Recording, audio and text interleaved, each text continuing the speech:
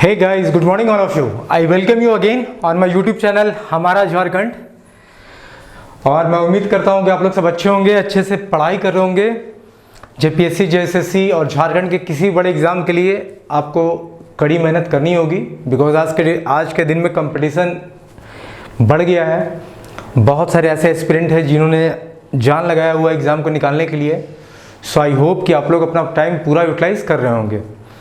So last lecture में हमने Jharkhand specific जो क्वेश्चंस होते हैं, मल्टीपल चॉइस क्वेश्चन, उसका प्रैक्टिस सेशन 1 किया था। आज हम उसी कंटिन्यू करेंगे। हम झारखंड स्पेसिफिक जो जीके है, जो ऑब्जेक्टिव क्वेश्चन झारखंड के स्टेट के ऊपर बनते हैं, उसका आज हम प्रैक्टिस सेशन 2 लेके आए हैं आप सबके लिए। सो चलिए हम आगे देखते हैं। Those aspirant, those guys who are preparing for JPSC, JSSC and any other competitive exams of Jharkhand along with IAS, IPS, state PCS, they can join our channel हमारा झारखंड। हम इस चैनल पे आप सबों की जेपीएससी, जेएसएससी और बाकी स्टेट पीसीएस की तैयारी कराते हैं। And this is me, your mentor and guide. I will be coaching you in your whole journey. जो आप एग्ज़ाम के लिए तैयारी कर रहे हो, उसमें मैं आपकी बहुत सहायता करने वाला हूँ।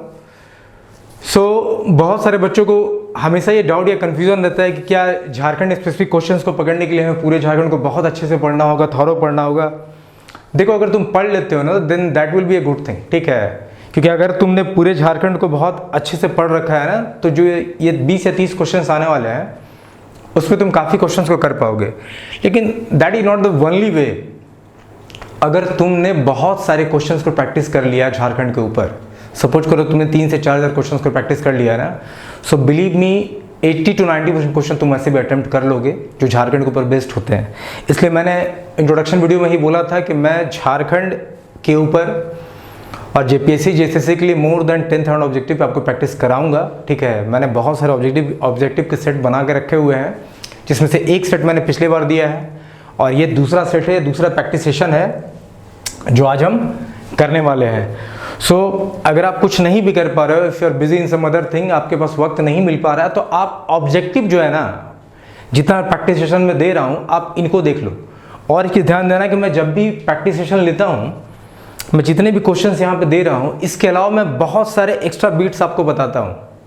मतलब लास्ट बारी मैंने बोला था कि अगर आपने 50 क्वेश्चन मेरा प्रैक्टिस सेशन का देखा है ना, तो आपको कम से कम 125-130 ऑब्जेक्टिव याद होंगे, क्योंकि मैं हर क्वेश्चंस के साथ जो साइडवेज बीट्स होते हैं, ठीक है, जैसे आपने झारखंड स्टेट का बाउंड्री देखा, तो मैंने उसके साथ बता दिया कि भाई कौन कौन स्टेट उससे लगे हुए हैं, वो कितने कितने डिस्ट्रिक्ट से टच करते हैं, north to south, east to west, इसका लेंथ क्या है। तो एक क्वेश्चन आप जब ऑब्जेक्टिव पर देखते हो ना, तो उसके साथ 4 क्वेश्चन जो होते हैं उसके इर्द गिर्द, उसके आसपास होते हैं।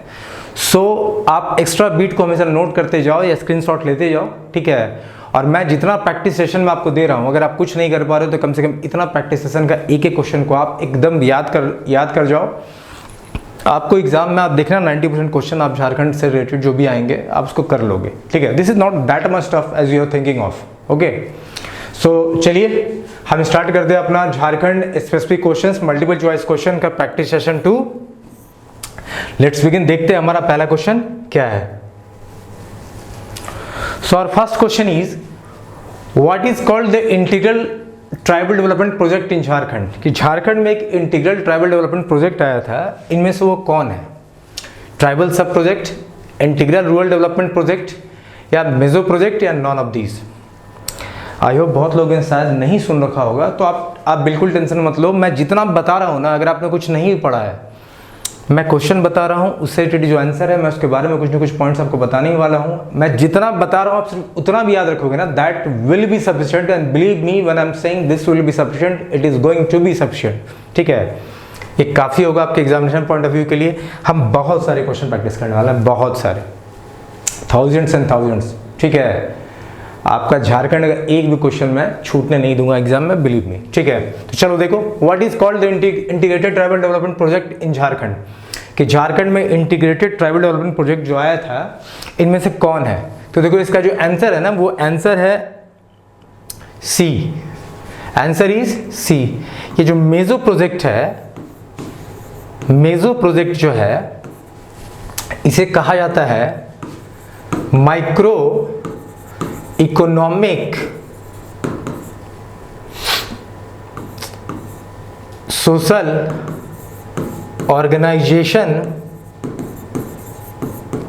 प्रोजेक्ट। मेजो प्रोजेक्ट को क्या बोलते हैं? Micro economic social organisation project. ये देखो, ये जो प्रोजेक्ट आया था ना, एक्चुअली क्या हुआ था कि संथाल परगना डिवीजन में ना एक बार बहुत ड्राफ्ट ऑफ फेमिन की कंडीशन थी, बहुत सूखा पड़ गया था। तो वहाँ के लिए, वहाँ के लोगों के लिए स्पेशली उस समय जब आया था, तो वहाँ क्या किया गया ना कि किसान और जो फार्मर्स थे, जो खेतीहर थे, उनके लिए वाटर हार्वेस्टिंग, वाटर शेडिंग की व्यवस्था की गई। बहुत सारे डगवेल खुदवाए गए, कुएं खुदवाए गए वाटर को लिफ्ट करने का, मैंने इरिगेशन के उनके साधन प्रोवाइड किए गए, जिससे उनको जो सुखाड़ की स्थिति थी उनसे वो निकल पाए। तो बेसिकली मुझे लगता है पाकुड़ डिस्ट्रिक्ट को बहुत फ़ायदा हुआ था। तो इस संथाल परगना डिवीज़न में इस प्रोजेक्ट को लॉन्च किया गया था। ये जो मेजो प्रोजेक्ट है, बेसिकली फार्मर्स को ड्राफ्ट फेमिन से बचाने के लिए वाटर हार्वेस्टिंग, कुएं में खुदवाना, उनको इस तरह की चीज़ों के लिए, उनको मदद के लिए प्रोजेक्ट को लॉन्च किया गया था। और ये इस प्रोजेक्ट का नाम है micro economic social organisation project. तो आप याद रखना, MESO project basically Santhal Pargana, आप याद रखना संथाल परगना डिवीज़न, और वाटर हार्वेस्टिंग, डगवेल, कुएं खुदवाना, ठीक है, और फार्मर्स को सपोर्ट करने के लिए इसको लॉन्च किया गया था, टू सपोर्ट फार्मर्स।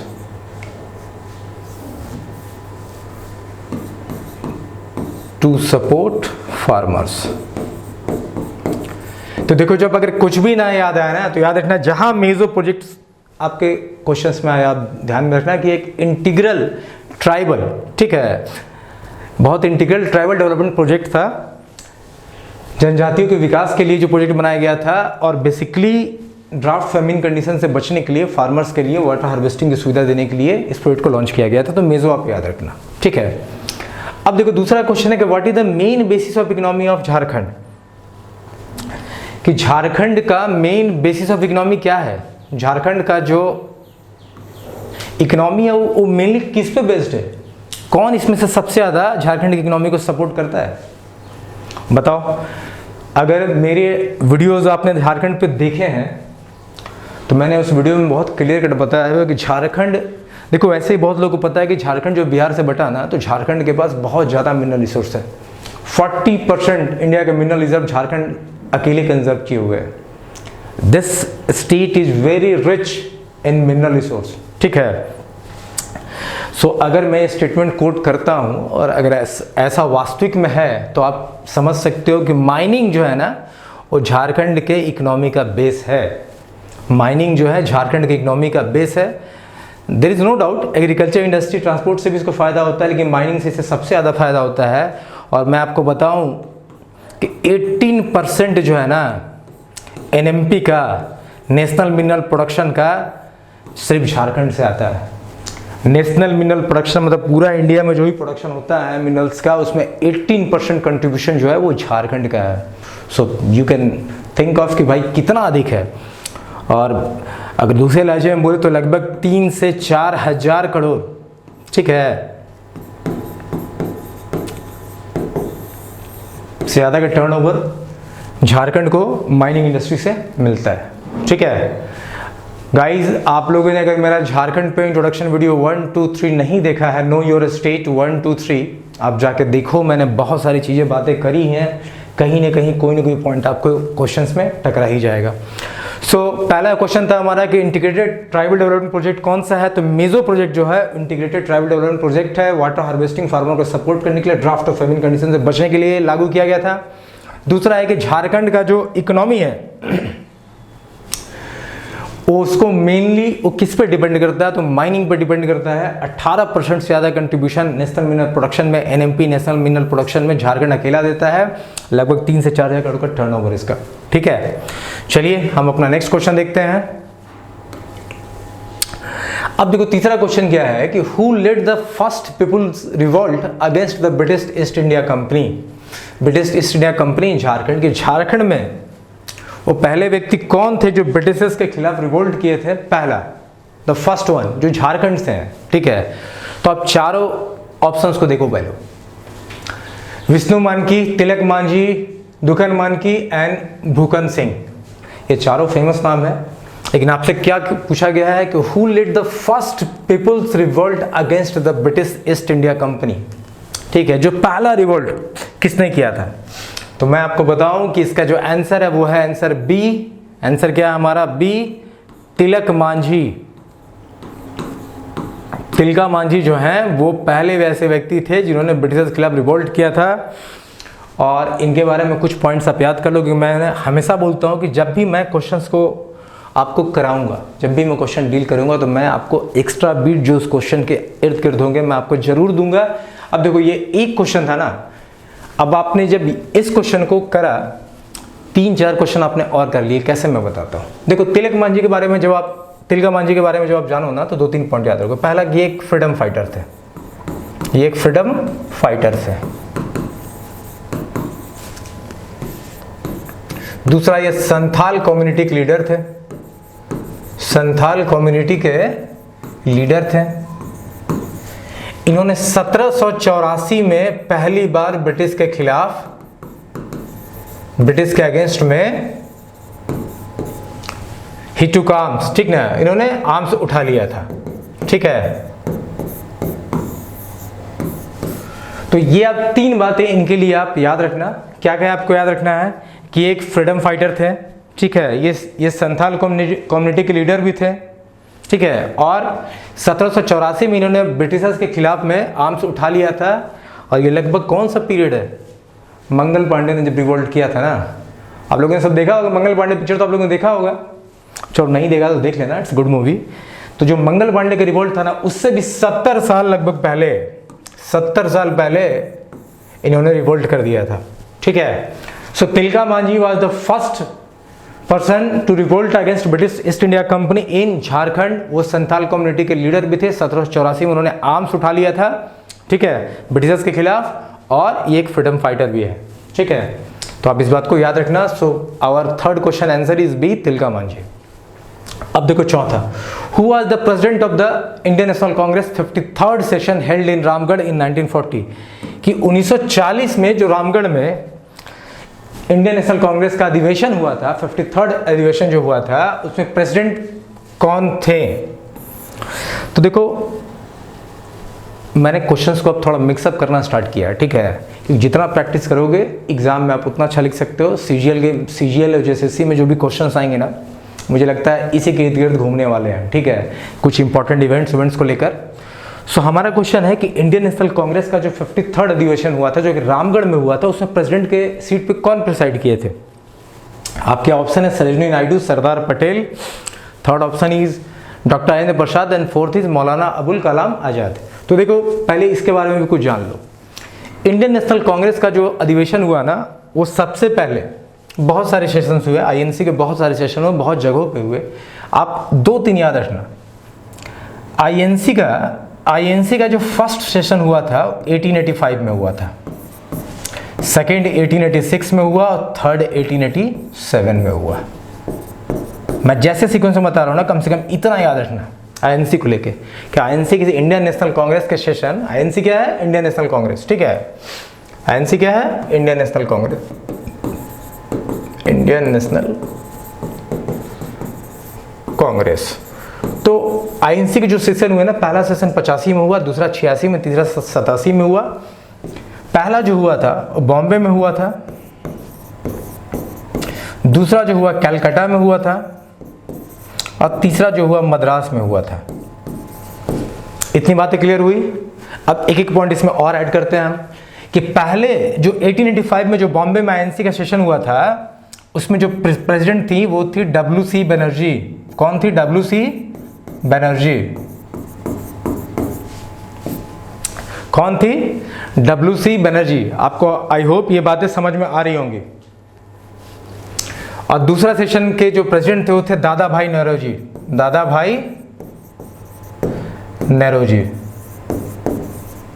और तीसरा जो 1887 में सेशन हुआ था आईएनसी का, जो मद्रास में हुआ था, उसमें जो प्रेसिडेंट पे प्रिसाइड किए थे सैयद बदरुद्दीन तैयब जी, बदरुद्दीन तैयब जी थे।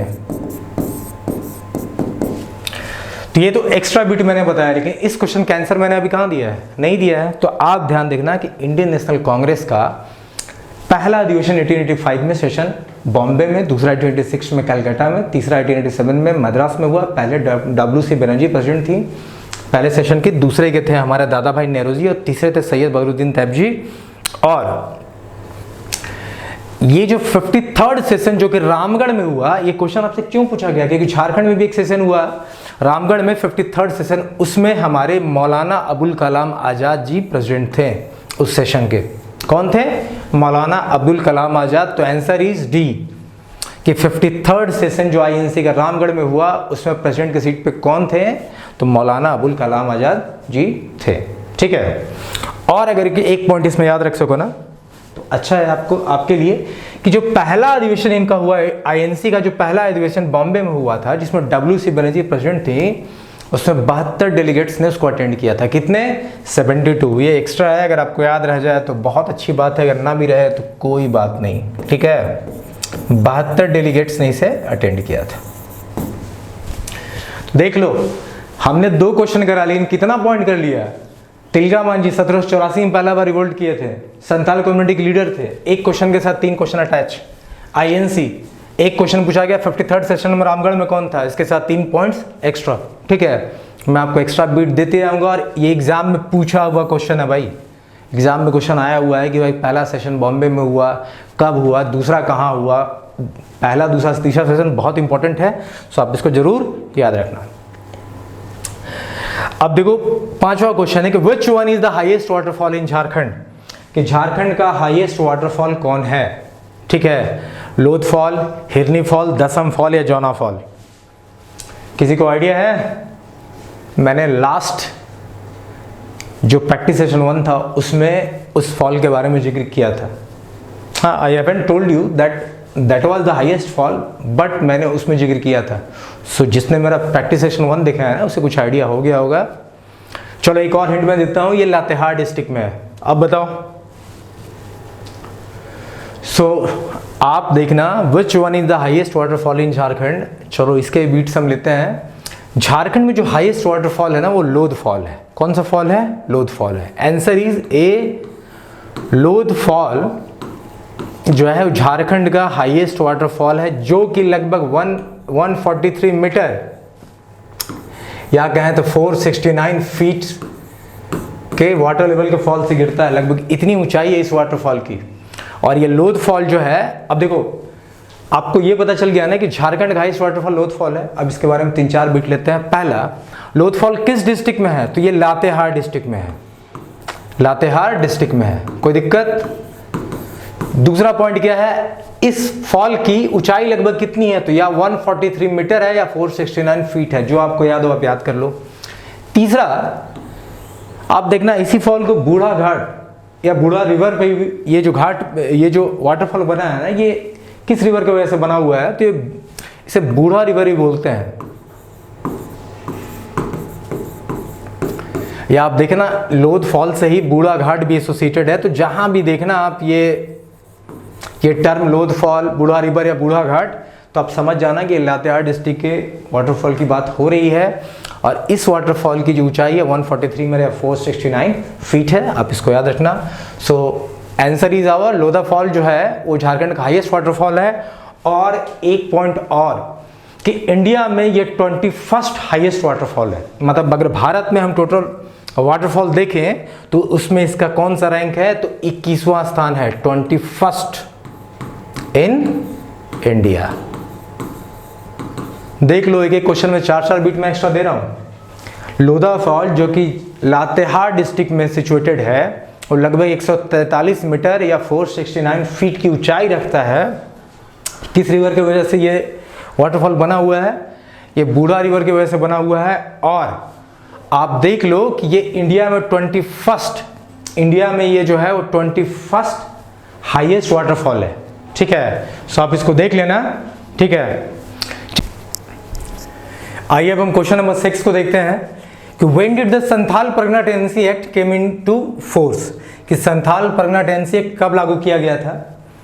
तो देखो इसको आप डायरेक्टली याद करो कि ये इसका आंसर डी है, 1876। आंसर इज डी, 1876 में संथाल परगना टेनेंसी एक्ट, जिसे आप एसपीटी भी बोलते हो, एसपीटी एक्ट भी बोलते हो, ये लागू किया गया था कब? 1876 में।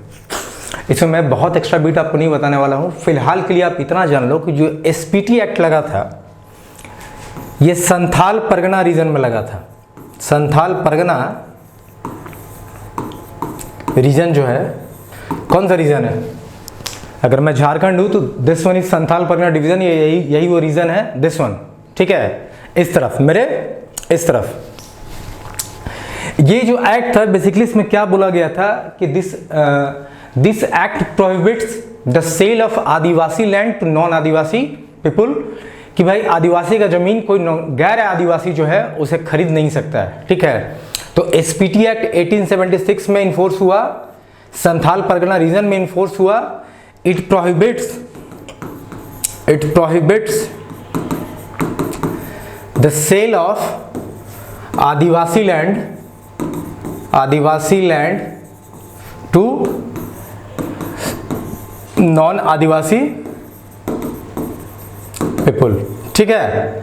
फिलहाल के लिए आप इतना ही याद रखो, क्योंकि मैं एसपीटी और सीएनटी को बहुत विस्तृत रूप से कवर करने वाला हूं, ठीक है।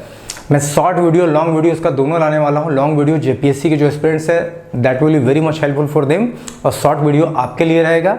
एसपीटी और सीएनटी क्यों लाया गया, क्या क्या दिक्कतें हुई, ठीक है, सरकार ने कैसे कैसे प्रोविज़न बदले, फिर कब कब चेंज आया है, सब में हम इन सारे विषयों पे बात करेंगे। फिलहाल के लिए अभी आप इतना याद रखो कि संथाल परगना टेनेंसी एक्ट 1876 में लागू किया गया था, संथाल परगना डिवीजन में रीजन के लिए लागू किया गया था, और ये आदिवासी के ज़मीन को गैर आदिवासी लोग नहीं खरीद सकते हैं, ऐसा प्रोविजंस लाया गया था इस एक्ट के थ्रू, ठीक है। चलिए क्वेश्चन नंबर 7 देखते हैं कि व्हेन वाज छोटा नागपुर टेनेंसी एक्ट इनफोर्स। देखो आ ही गया सीएनटी, ठीक है। तो एसपीटी के लिए आप 1876 याद रखना, और सीएनटी के लिए आप इसका आंसर जो है वो बी है। आप बी याद रखना कि 1908 में छोटा नागपुर टेनेंसी एक्ट इन्फोर्स किया गया, ठीक है। 1908 में छोटा नागपुर टेनेंसी एक्ट इन्फोर्स किया गया, ठीक है। अब चलो हमारा क्वेश्चन नंबर 8 देखते हैं।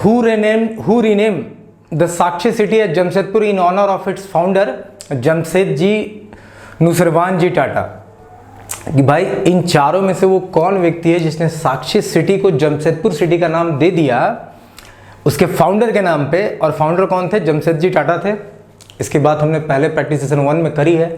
मैंने जमशेदपुर के लेके आपको बहुत सारे पॉइंट्स बताए हैं, जैसे पिट्सबर्ग ऑफ इंडिया इसे कहते हैं, स्टील सिटी बोलते हैं। लगभग 1900 सेंचुरी में ये बनाया गया था, और जो पहला स्टील का जो टुकड़ा था वो 16 फरवरी 1912 में बना था, ठीक है। सो बहुत सी चीज़ों पर हमने बात करी है। अब यहाँ जो क्वेश्चन है हमारा कि साक्षी सिटी को किसने जमशेदपुर का नाम दे दिया, ठीक है। तो इन चारों में Lord Irwin, Lord Chelmsford, Lord Wavell and Lord Wellington. So किसी को आइडिया है क्या इस क्वेश्चन का? चलो आप इसे याद रखना कि लॉर्ड चेम्सफोर्ड वो व्यक्ति थे। Lord Chelmsford is the correct answer, B is our answer. कि लॉर्ड चेम्सफोर्ड वो व्यक्ति थे जिन्होंने साक्षी को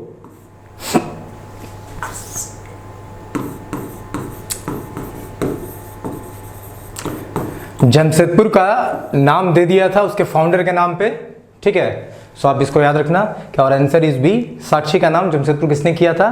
तो लॉर्ड चेम्सफोर्ड ने किया था, ठीक है। चलिए हम नेक्स्ट क्वेश्चन देखते हैं। Which place is known as the Shimla of Jharkhand. कि झारखंड में ऐसा कौन सा जगह है जिसे शिमला ऑफ झारखंड कहा जाता है? सो आई होप बहुत लोग इसकी जानकारी होगी कि नेतरहाट बहुत ही अच्छा जगह है, बहुत रमणीक स्थल है, आप जा सकते हो। मेरे घर से तो बहुत पास में है, I visited several times, it's really a good place, ठीक है। तो नेतरहाट इज और करेक्ट आंसर कि नेतरहाट को शिमला ऑफ झारखंड कहा जाता है। और भी एक चीज कहा जाता है, क्वीन ऑफ छोटा नागपुर भी इसे ही कहा जाता है। मतलब नेतरहाट को शिमला ऑफ झारखंड तो कहा ही जाता है, साथ में इसे क्वीन ऑफ छोटा नागपुर भी बोलते हैं।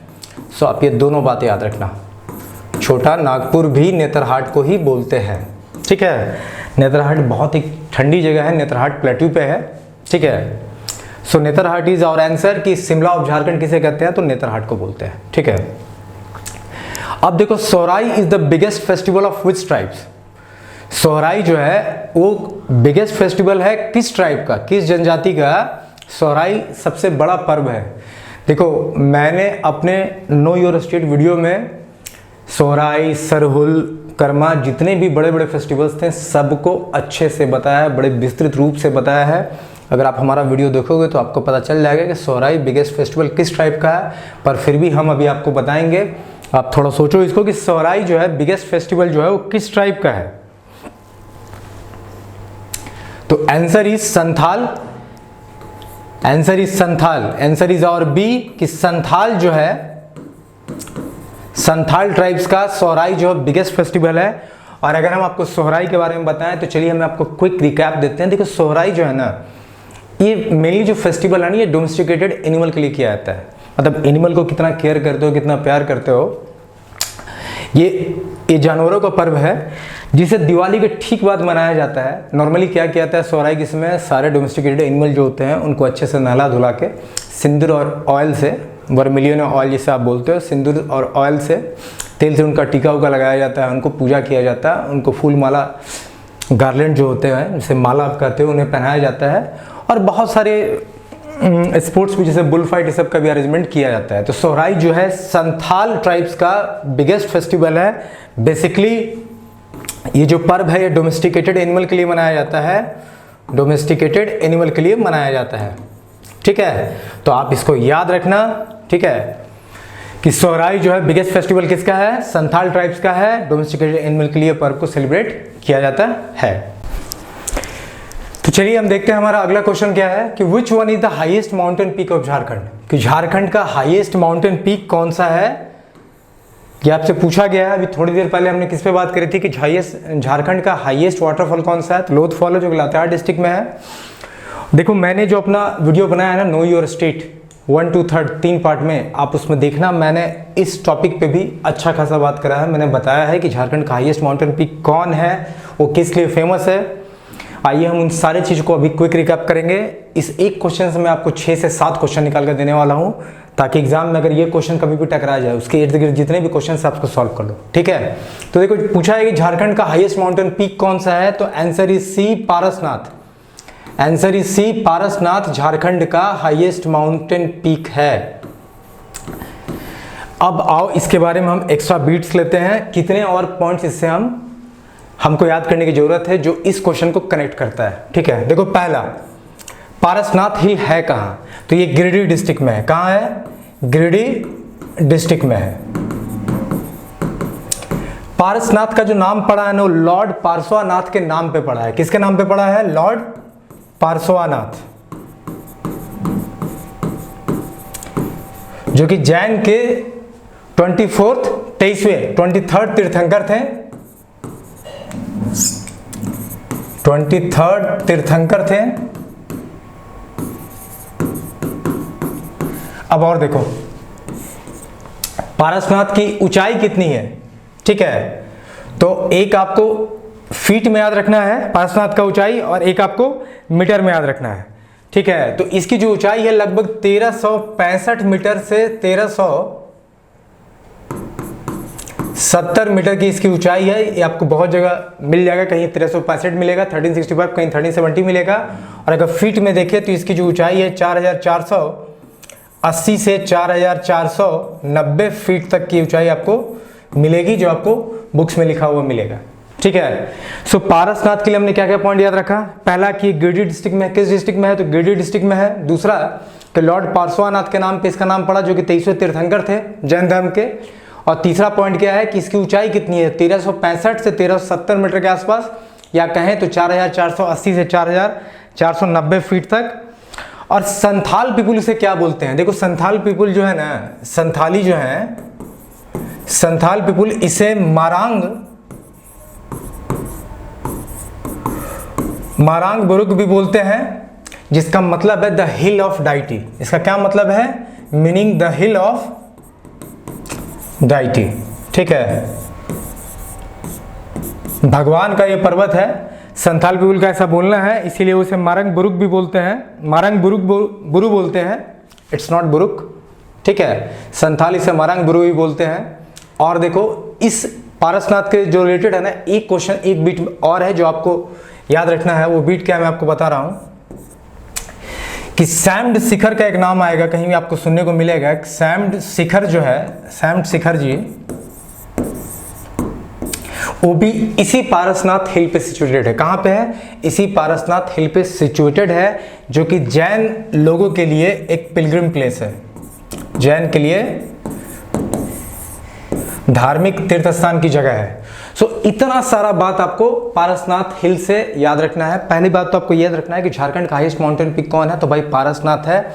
जो पारसनाथ हिल है, ठीक है, वही हमारा हाईएस्ट माउंटेन पीक है। ये गिरिडीह डिस्ट्रिक्ट में है। लॉर्ड पारसनाथ के नाम पे इसका नाम पड़ा है, जो कि 23वें तीर्थंकर थे जैन के। इसकी जो ऊंचाई है लगभग 1365 से 70 मीटर है, और जो इसकी फीट में ऊंचाई है वो 4480 से 4490 फीट है। संथाल लोग इसे मारंग बुरु भी बोलते हैं। इसका मतलब द हिल ऑफ डाइटी, भगवान का पर्वत। और सैम्ड शिखर जी जो टेम्पल है वो भी इसी पारसनाथ हिल पे सिचुएटेड है, जो कि जैन का एक बहुत ही धार्मिक स्थान या धार्मिक स्थल माना जाता है। ठीक है, सो ये 5-6 पॉइंट्स देखो इस एक क्वेश्चन से आपको देखने को मिल गए। मैं इसीलिए हमेशा बोलता हूँ कि जब मेरे प्रैक्टिस सेशन को अटेंड करो तो हमेशा एक नोटबुक लेके बैठो, ठीक है, पेन पेपर लेके बैठो, ताकि इस एक्स्ट्रा बीट्स को आप कहीं नोट कर सको।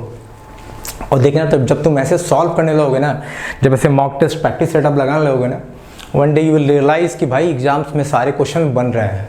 And that thing will give you a very high confidence. वो आपका कॉन्फिडेंस लेवल बढ़ा देगा, and then you will be able to crack the exam. ठीक है, चलो उसके बाद जो नेक्स्ट क्वेश्चन हमारा 12 है वो क्या है कि with how many states Jharkhand share its border. Jharkhand राज्य जो है कितने दूसरे राज्यों से अपना बॉर्डर को, अपनी सीमाएं को साझा करता है या शेयर करता है। किसी को अगर स्क्रीनशॉट लेना है इस 5 बिट्स का तो ले लो, मैं मिटा रहा हूं, मैं थोड़ा सा इसको फिर अभी बताने वाला हूं। ठीक है, चलो यहीं बताते हैं। देखो ये रहा हमारा झारखंड,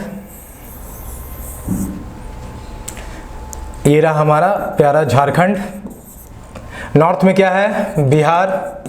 ईस्ट में क्या है? वेस्ट बंगाल। साउथ में क्या है? उड़ीसा। वेस्ट में क्या है? छत्तीसगढ़। और ये जो पोर्शन है नॉर्थ वेस्ट, यहां पे क्या है? यूपी। तो अब बताओ झारखंड जो है कितने स्टेट से अपना बॉर्डर शेयर कर रहा है? यूपी, बिहार, वेस्ट बंगाल, उड़ीसा और Chhattisgarh. 5 is the correct answer. और answer is 5 is the correct answer. C is the correct answer. 5 राज्यों से अपना ये सीमा साझा करता है। और एक एक्स्ट्रा बिट और लो, बिहार कितने डिस्ट्रिक्ट को टच करता है? 10, मैंने बार बार बताया। वेस्ट बंगाल कितने डिस्ट्रिक्ट को टच करता है? 10।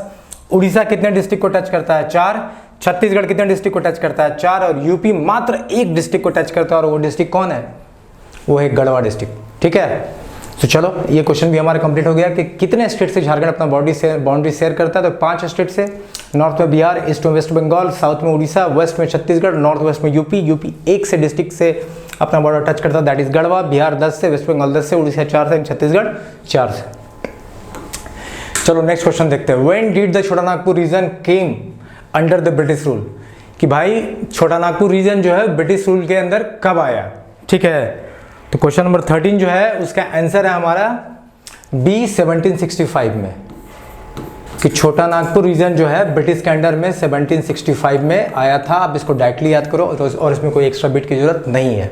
छोटा नागपुर रीजन ब्रिटिश रूल के अंडर में कब आया? तो 1765 में। अब देखो संथाल का जो विलेज हेड होता है, संथाल का जो गांव का प्रमुख होता है, उसे क्या बोलते हैं? सोचो, महतो, परहा, मुखिया या मांझी। संथाल का जो विलेज हेड होता है, संथाल ट्राइब्स का जो विलेज हेड होता है, उसे क्या बोलते हैं हम? सोचो थोड़ा सही से। देखो संथाल का जो विलेज हेड होता है ना, उसे हम बोलते हैं मांझी। याद रखना, आंसर इज डी। संथाल के विलेज हेड को हम क्या बोलते हैं? मांझी बोलते हैं। आप लोगों ने मांझी मूवी देखी है क्या? नवाजुद्दीन सिद्दीकी की। One of the best acting done by him in this movie. जब तक तोड़ेंगे नहीं तब तक छोड़ेंगे नहीं। हमारा भी कुछ मोटो यही होना चाहिए कि जब तक हम सीजीएल को तोड़ेंगे नहीं तब तक छोड़ेंगे नहीं। जब तक एग्जाम निकल नहीं जाए तब तक हमारी तैयारी जारी रहनी चाहिए, हमारी कोशिश जारी रहनी चाहिए। और देखो somebody has told कि practice makes a man perfect. Practice हमें ऐसे ही करना है। सो मांझी पिक्चर को जिन्होंने नहीं देखा एक बार देखो, बहुत मोटिवेशन मिलेगा। एक आदमी ने पहाड़ तोड़ दिया, अकेले मिलके एक पहाड़ को तोड़ देना, पहाड़ को चीर कर रास्ता निकाल देना खुद में बहुत बड़ी बात है। उस एक व्यक्ति ने, अलग बात है उसने प्यार के चक्कर में पहाड़ को तोड़ दिया था, और आपको एग्जाम के चक्कर में तोड़ देना है, ठीक है। सो ये मोटो दिमाग में रखो कि जब तक तोड़ेंगे नहीं तब तक छोड़ेंगे नहीं, ठीक है। सो अब आपको ये चीज़ याद रहेगा कि संथाल के विलेज हेड को मांझी बोलते हैं। इसको मांझी पिक्चर से कनेक्ट करके रखो, ये क्वेश्चन का आंसर आपको याद रहेगा, ठीक है। सो आइए अब हम देखते हैं कि हमारा 15वां क्वेश्चन देखते हैं कि which river of Jharkhand is called as biological desert, कि भाई झारखंड में किस नदी को बायोलॉजिकल डेजर्ट के नाम से जाना जाता है। तो आंसर इज और B, Damodar.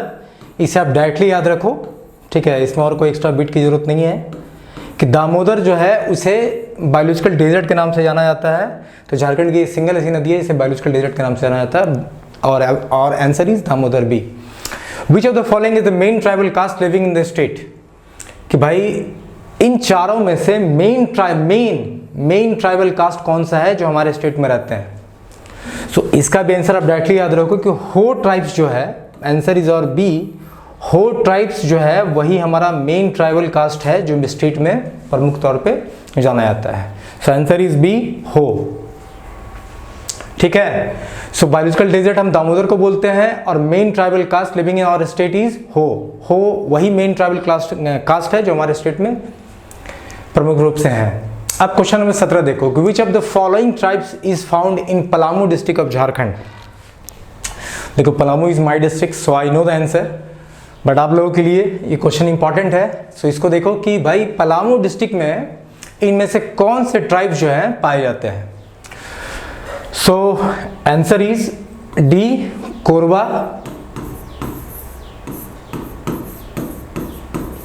Korba is the main tribes that is found in Palamu district, ठीक है। अच्छा ये क्वेश्चन यहाँ मिसिंग है, लिव इट, अब इसको छोड़ दो, नेक्स्ट क्वेश्चन में हम चलते हैं। और लिखने में लगता है एरर हो गया है। सो क्वेश्चन नंबर जो 17 है कि पलामू डिस्ट्रिक्ट में जो मेन ट्राइब्स है उसका नाम क्या है, कौन से ट्राइब्स पाए जाते हैं। तो भाई कोरबा ट्राइब्स जो है पलामू डिस्ट्रिक्ट में पाए जाते हैं। अब क्वेश्चन नंबर 19 देखो, this one is a very important question. Question number 19 C, Sasan is a place जहां मुंडास, कि ससास कौन सा प्लेस है, मुंडा उस प्लेस के साथ क्या करते हैं, क्या अपना फूड रखते हैं वहां पे, क्या अपने जानवरों को बांधते हैं, क्या अपने एंसेस्ट्रल्स के बोन रखते हैं, या नॉन ऑफ द अबव। इस क्वेश्चन को अच्छे से देखो, this is a good question, कि ससास एक ऐसा प्लेस है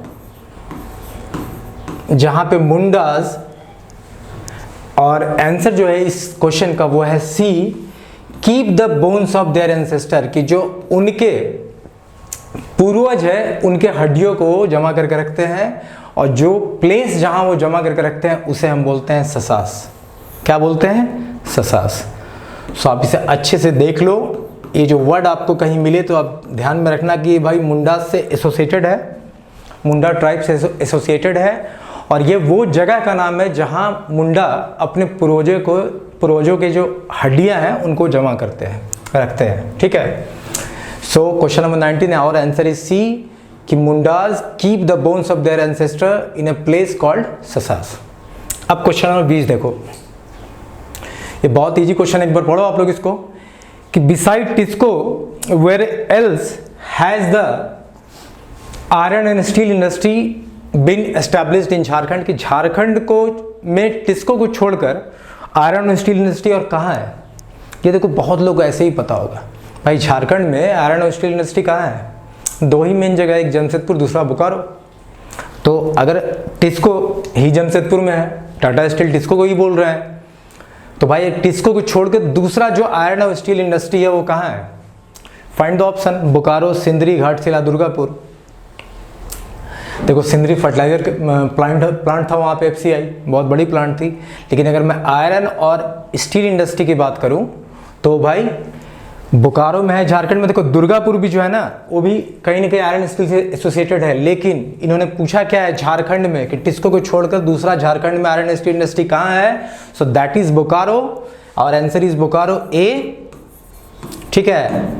अब बोकारो में क्या है, बोकारो में सेल है, सेल, SAIL, स्टील अथॉरिटी ऑफ इंडिया लिमिटेड, और मैंने इस पे बात करी थी, इसका एस्टेब्लिशमेंट कब हुआ था बोकारो स्टील प्लांट का, तो 1964 में हुआ था। कब हुआ था? 1964 में हुआ था। और आप जान लो सेल एक महारत्न कंपनी है, महारत्न कंपनी है, पीएसयू में भी महारत्न का दर्जा इसे प्राप्त है। सो टिस्को के अलावा दूसरा जो आयरन स्टील इंडस्ट्री है वो बोकारो में है, सेल हमारा वहाँ प्लांट है। अब क्वेश्चन नंबर 21 देखो, of which movement of Chota Nagpur was जत्रा भगत द मेन फाउंडर, कि किस मूवमेंट के मेन फाउंडर जत्रा भगत है जो कि छोटा नागपुर में हुआ था। तो अगर आप ध्यान से देखोगे, अगर आप ऑप्शंस को देखोगे, आपको इस क्वेश्चन का आंसर नहीं पता, लेकिन अगर आप ऑप्शन को देखोगे ना तो शायद आप बता दोगे। छोटा नागपुर के किस मूवमेंट से जत्रा भगत जो है एसोसिएटेड है और उस मूवमेंट के फाउंडर भी है? तो भाई मूवमेंट में देखो भगत, ताना भगत, याद रखना, ठीक है, कि जत्रा भगत जो थे वो फाउंडर थे ताना भगत मूवमेंट का। किस मूवमेंट का? ताना भगत मूवमेंट का। और ये मूवमेंट कब हुआ था? 1914 में हुआ था। क्यों हुआ था? हमने पहले प्रैक्टिस सेशन में इसकी बात करी थी कि ब्रिटिशर्स ने जो एक्स्ट्रा टैक्स बढ़ा दिए थे, जमींदार मनी लेंडर्स ने जो टैक्स बढ़ा दिए थे, तो उसके अगेंस्ट में मूवमेंट को लॉन्च किया गया था 1914 में। और जत्रा भगत जो थे ताना भगत मूवमेंट के मेन फाउंडर थे, जो छोटा नागपुर रीजन में हुआ था, ठीक है। So our answer is D, ठीक है, ताना भगत मूवमेंट। अब क्वेश्चन नंबर 22 देखो, कि which of the following religion people came to Parasnath hill as pilgrim, कि पारसनाथ हिल पे किस धर्म के लोग, किस समुदाय के लोग जाते हैं जिनका वो धार्मिक तीर्थ स्थान है। मैंने थोड़ी देर पहले ही आप लोगों को बताया है, पारसनाथ से जब भी कुछ बातें जुड़ी हुई आएंगी तो 5-6 पॉइंट्स आप याद रखना, उसी में से एक क्वेश्चन निकल के आएगा, ठीक है। क्या क्या?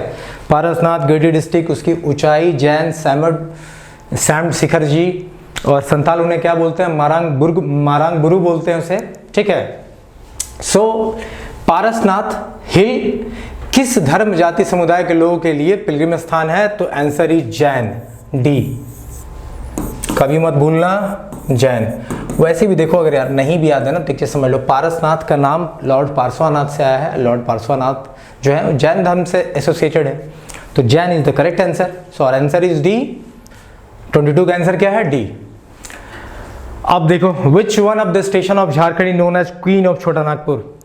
मैंने इस प्रश्न का उत्तर भी पहले बता दिया आपको कि Netarhat is the correct answer. Netarhat को ही झारखंड का शिमला या क्वीन ऑफ छोटा नागपुर भी बोलते हैं। ये बहुत ही अच्छा जगह है, रमणीक स्थल है, तो क्वीन ऑफ छोटा नागपुर भी किसे बोलते हैं? तो नेतरहाट को ही बोलते हैं। आंसर इज ए, नेतरहाट। तो नेतरहाट के बारे में आपको 2 बातें जरूर याद रखनी है। पहली कि भाई शिमला ऑफ झारखंड नेतरहाट को, क्वीन ऑफ छोटा नागपुर नेतरहाट को। इसके अलावा भी 1-2 पॉइंट्स और मैं आपको दूंगा। नेक्स्ट क्वेश्चन में आपको देखने को मिलेगा कि ये कोल्डेस्ट प्लेस है झारखंड का, ठीक है। यहाँ बारिश भी सबसे अधिक होती है, तो 1 नहीं 4 पॉइंट हो गया। Shimla of Jharkhand, queen of Chota Nagpur, और ये जो है यहाँ बारिश भी अधिक होती है, और कोल्डेस्ट प्लेस भी झारखंड का जो है नेतरहाट ही है। अब देखो क्वेश्चन नंबर 24 को देखो। आई होप मुझे लिखने की जरूरत है क्या? मैंने 4 पॉइंट बता दिए, एक बार आप और सुन लो। Shimla of Jharkhand, queen of Chota Nagpur, coldest place भी है, और सबसे ज़्यादा बारिश भी नेतरहाट हिल ही रिसीव करता है झारखंड में। अब देखो question number 24, what is the name of the festival of flower of the Adivasi in Jharkhand, कि जो फूलों का पर्व होता है उस फेस्टिवल का नाम क्या है जो झारखंड में सेलिब्रेट किया जाता है? Festival of flowers. अगर जिन लोगों ने मेरे वीडियो को देखा है नोवेल स्टेट, जहां मैंने फेस्टिवल से बात करी है, तो जो पहला वो क्या है? सरहुल। सरहुल जो है, Sarhul is our correct answer, D, कि Sarhul is the festival of flower of Adivasi in Jharkhand. तो सरहुल में मैंने क्या क्या बताया था आपको, एक बार रिकॉल करो, सोचो।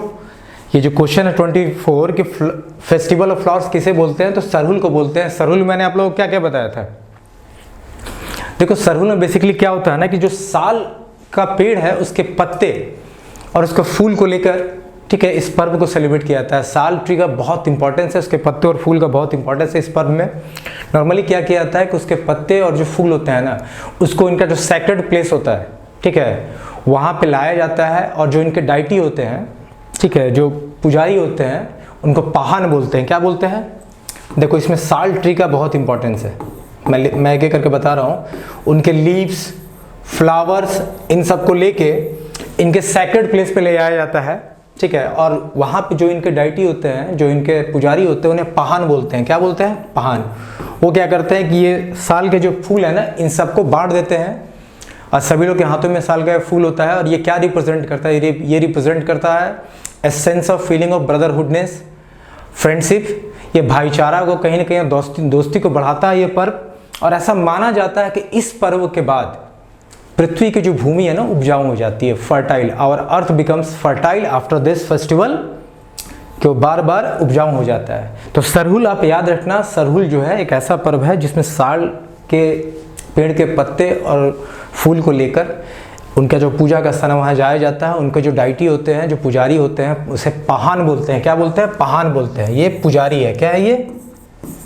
पुजारी। आई डोंट नो हिंदी में पुजारी कैसे लिखते हैं यार, देख लेना, गलत तो उसको ठीक कर लेना।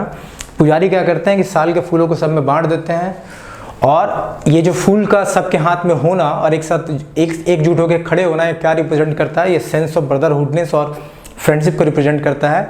और ऐसा माना जाता है कि इस फेस्टिवल के बाद, सरहुल के बाद, और अर्थ बिकम फर्टाइल, खेती करने के लिए हमारी पृथ्वी उपजाऊ हो जाती है और उसके बाद खेती की जाती है, ठीक है। सो ये पॉइंट आप याद रखना। देखो, एक एक क्वेश्चन में मैं अपनी तरफ से पूरा एफर्ट लगा के आपको बहुत सारी चीज़ों को बताने की कोशिश कर रहा हूँ। आप सब चीज़ों को कनेक्ट करते चलना, ठीक है। चलो, क्वेश्चन नंबर 25, ये क्वेश्चन मिसिंग है। चलो इसका क्वेश्चन मैं ही बताता हूँ।